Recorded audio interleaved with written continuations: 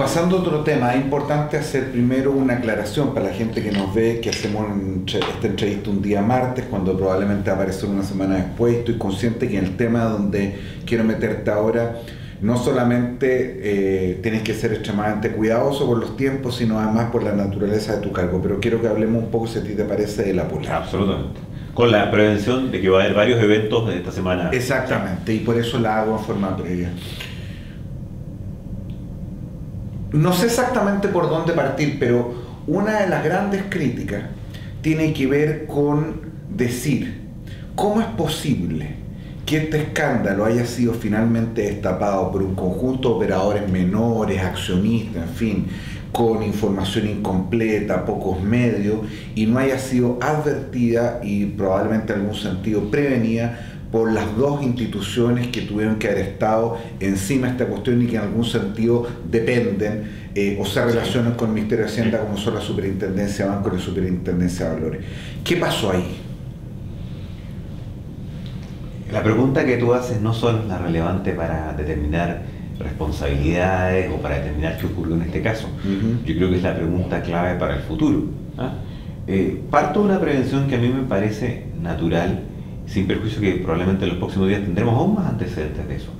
Acá estamos no solo ante una situación indignante, como uno escucha, no solo ante una situación muy compleja, no solo ante una situación muy grave, evidentemente todo esto en la categoría de una empresa específica, sino que yo creo que también estamos ante, toda la evidencia lo muestra con cada vez más fuerza, ante la evidencia de la ocurrencia de un delito.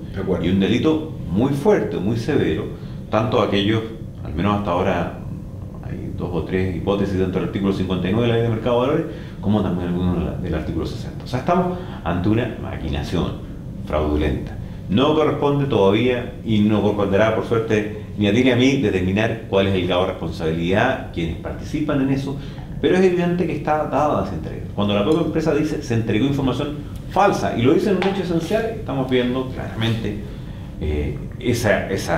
prácticamente el tipo que tiene el artículo 59 en su letra. Entonces, no hay que olvidar eso para determinar esto. Y no hay que olvidar que por eso los sistemas tienen toda una normativa penal de responsabilidad civil y responsabilidad administrativa.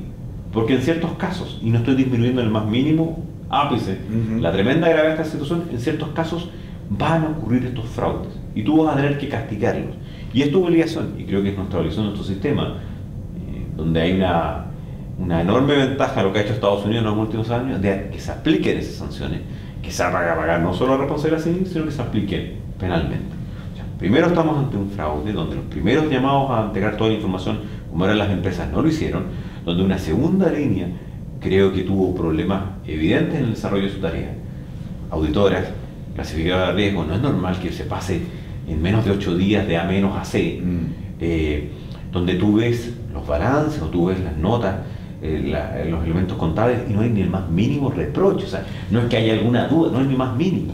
O las actas directorias y solamente un director hace algunas prevenciones. Pero dicho todo eso, y que por tanto todo eso va justificando qué empieza a ocurrir cuando caen las barreras de defensa o cuando en un momento dado estás ante una situación de fraude, evidentemente vamos a tener que analizar el comportamiento de nuestras dos superintendencias. Y yo no me niego a eso, a la responsabilidad de la autoridad, lo he dicho desde el primer día. Sí. Y por 2 razones en este caso. Una, si tenían las atribuciones, y 2, si las ejercieron adecuadamente. Prueba de lo primero, prueba de que esto ocurre en fraude, y tengo el máximo respeto por los anteriores superintendentes, y por lo tanto no es ni la teoría del empate, que la encuentro detestable en general en todos los temas, pero particularmente en este, es que este es un fraude que se mantuvo al parecer por varios años.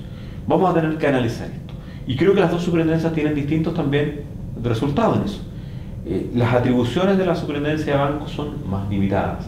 En este caso, no es lo mismo que fiscalizar un banco, no es lo mismo que fiscalizar una institución financiera, y tendremos que ver exactamente si dentro de esas limitadas atribuciones de la ley de bancos o el 3JI o el procedimiento acordado con las auditoras se hizo bien el trabajo. Y en el caso de la superintendencia de valores, probablemente si no hubo a través de varias ocasiones la oportunidad de medir mejor lo que estaba ocurriendo. A mí me sorprende mucho cuando leo ese estudio que tú aludías de un actor menor, que son un grupo de abogados que hace una carta, una presentación, que he tenido la oportunidad de acceder. Se basan en información pública para hacer preguntas correctas. No todas las necesarias para dimensionar el escándalo, pero sí correctas. Y por lo tanto tendremos que saber por qué en ese momento, cuando fueron ocurriendo esos hechos, por ejemplo, un hecho que es evidente, ganancias en medio de la crisis, cuando todas las demás integrantes del retail caían, o en un momento dado distintos periodos en que hacían su mayor utilidad dentro del año. Bueno, ¿por qué no se aprendieron desde antes y ahora esas luces amarillas? Creo sí, lamentablemente voy a dar el juicio final, que no me niego para nada, porque creo que es indispensable para el sistema, y te voy a agregar porque creo eso que es muy importante. Todavía nos falta una buena cantidad de información que tendremos que tener en los próximos días. Información que permitirá hacer un análisis reflexivo de responsabilidad y también de qué normas va a haber que cambiar. Yo creo que lo peor, y Chile tiene experiencia en eso, es cambiar una cantidad de normas cuando está en la cresta de la ola de la crisis o de la situación grave. Nosotros ya teníamos ciertas cosas que habíamos anunciado que íbamos a hacer. Sí. SALNAC, información comercial, el cambio de la Comisión de Valores, el Consejo de Estabilidad Financiera, supervisión basada por riesgo. ¿Y por qué es tan importante hacer esta reflexión? Y eventualmente no solo exigir la responsabilidad de los autores, sino que también asumir la responsabilidad. Porque yo creo que el elemento más indignante de esto, o más complejo de esto, no es solo por el delito, o no es exclusivamente por el delito, o no es solo por riesgo sistémico, porque es bastante acotado, no existe, creemos, o porque en un momento hubo un problema del sistema de pago que tampoco lo hubo, o por los pensionados, sino que yo creo que para las personas, como es mi caso, que creemos profundamente en las economías de mercado como un instrumento de crecimiento, de desarrollo, un caso como este no solo es indignante por delito, es indignante porque creo que mina y daña fuertemente las confianzas del mercado y la confianza de la gente en este sistema.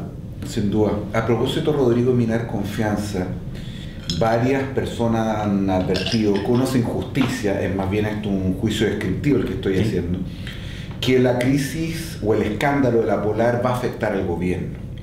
Va a afectar al gobierno no solamente porque el instinto natural es siempre echarle la culpa a la autoridad, sino además porque hay una cierta relación de continuidad en términos políticos, discursivos, entre lo que uno podría llamar sector privado, empresa, derecha, gobierno, y que existe preocupación al interior del Ejecutivo, y que eso, entre otras cosas, explicaría el mayor énfasis, sigo haciendo una descripción, que hizo el gobierno, por ejemplo, pedir la salida de los directores de la Polar de las empresas públicas, las declaraciones de la ministra del Trabajo, la fuerza de las declaraciones del propio presidente.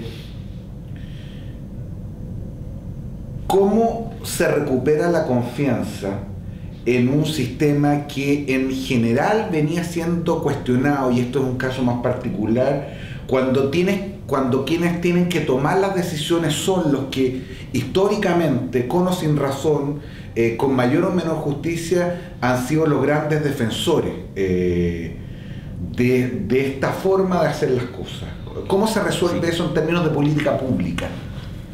A partir de esa indignación que te decía hace un instante, no solo por el hecho concreto de la figura delictual, sino que también porque afecta al sistema y un sistema en que uno cree, es evidente que produce impacto y produce efectos, ¿no? Y produce efectos en la visión de la gente al gobierno. Yo creo que la primera razón es la que tú dices, ¿no? Que naturalmente la gente dice, perdón, ¿cómo pasó esto? ¿Y a quién le pasó esto? ¿Y quién debe regular esto? Es el gobierno. Y así como otros casos, otros gobiernos se vieron afectados por otras situaciones en que probablemente tenían menos graves o más graves, que tenían poca relación, siempre la responsabilidad está atribuida a quien ejerce el deber fiscalizador. Y por lo tanto, lo que hoy día están pensando los clientes afectados, o lo que hoy día están afectando, más allá de que es un efecto muy limitado por el propio diseño del sistema, los pensionados, me refiero a los que se van a jubilar en los próximos meses, etcétera. Más allá de eso, la gente en general dice, no, perdón, acá es un sistema que tiene un problema. ¿Cómo se recupera esa confianza? ¿Y cómo yo creo que al final se evita que tenga un costo para este gobierno o para otro gobierno que le toque un caso similar? Yo creo que a partir del momento inicial de crítica solo se recupera a través de los hechos posteriores, lo que tú haces con posterioridad. Y en ese sentido, creo que fuertes declaraciones, pero que han ido sumándose a acciones igual de concretas, son la clave. Y son la clave de decir, no, perdón, vamos a ir y vamos a entregar cuanto antes los antecedentes a la Fiscalía, que es lo que hizo la Superintendencia de Valores y Seguros. Y al mismo tiempo vamos a analizar toda la capacidad de cargos que tienen ambas superintendencias en materia administrativa. Y al mismo tiempo esperamos, y al menos así ha habido indicios, y probablemente de aquí a que salga la entrevista aún más, de qué van a ser los afectados directamente con la compañía, los que son sus accionistas, los que son sus tenedores de bonos. si van a adoptar acciones de naturaleza civil, de buscar la indemnización. Al menos hay un par que ya lo está anunciando. Eso, entonces, ¿cómo se recupera esa confianza? Yo diría claramente persiguiendo las responsabilidades, haciendo los cambios del caso, buscando también tus propios errores y esa capacidad de reconocimiento que uno debe tener cuando también han fallado sistemas o cuando también te has demorado en hacer cambios que eran esenciales.